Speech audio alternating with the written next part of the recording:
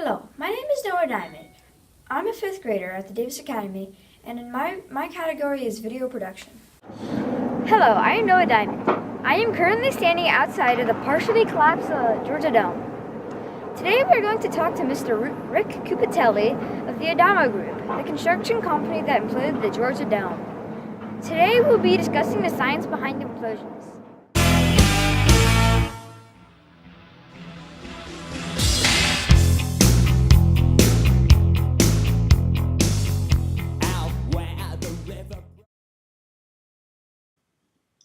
The Georgia Dome in Atlanta, Georgia started construction in 1989, planned to house the Falcons and host the Olympics.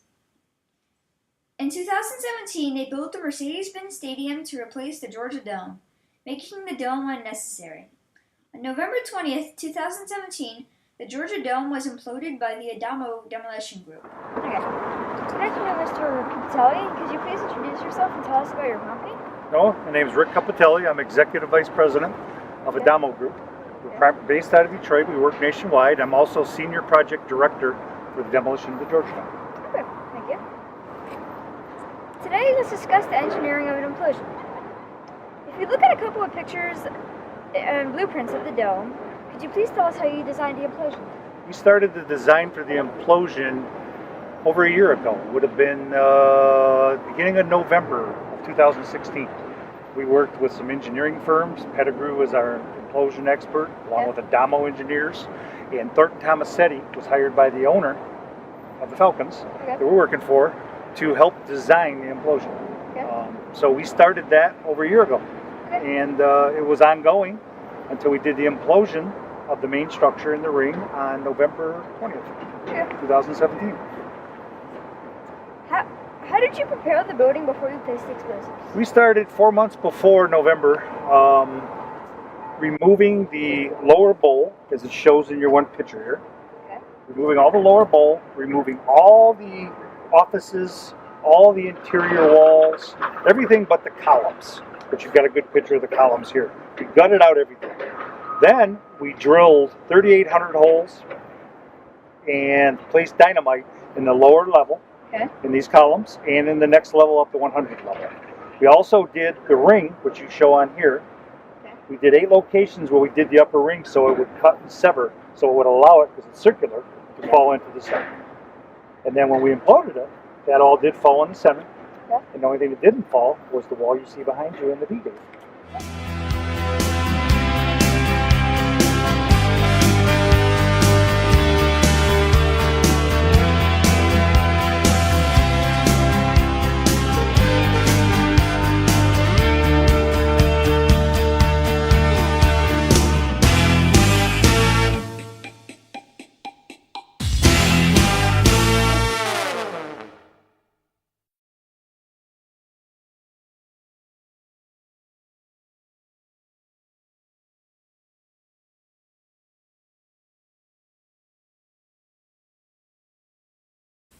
All right, Noah, so tell me about the editing process that you went through with iMovie. First, I really put that little first clip of me kind of starting the video. Then I looked at music so I could, start off, have a good start. I also downloaded a video off Vimeo so I could use that. It was the top view implosion with the music in the beginning. Then I did a voiceover, so you could hear me speak a little about the history of the Georgia Dome and how that there's a new Mercedes-Benz Stadium and how that's going to replace the Georgia Dome, which it did.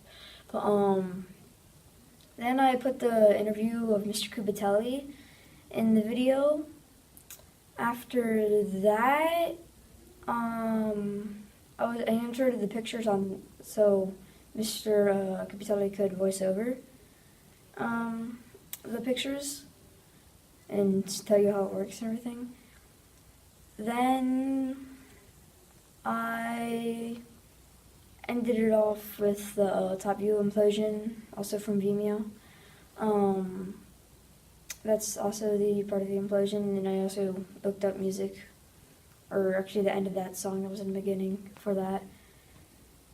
then I inserted that martyr boss because that was a little joke because with the news thing. Then I inserted the credits, and after that I pretty much inserted the citations. Excellent. So did you go down and actually watch the implosion live? Yes, my parents took me. What was the easiest part of creating your video? The easiest part was interviewing Mr. Kubatelli because he was a very nice person to interview. And what was the most difficult part? I think the most difficult part was actually putting the whole movie together in iMovie, and yeah. And if you were to do the project again, what might you do different? I want to make a schedule so I didn't have to do anything at last minute. And what are some of the things that you ended up having to do last minute? Well, actually from all the snow days, I actually had extra time to work on it, so it wasn't exactly last minute. I just had to download it really. And was there anything about the process that surprised you? Well, sometimes, like, at first we couldn't get the Vimeo video to download. We had to use a different website. And did you use any material that needed copyright permission? Yes, it was at the end of my video, and I have extras if needed. Okay. And tell me what that material was. The Midnight Oil Beds Are Burning, the music that we're playing in the front and beginning and the end. The video from Vimeo.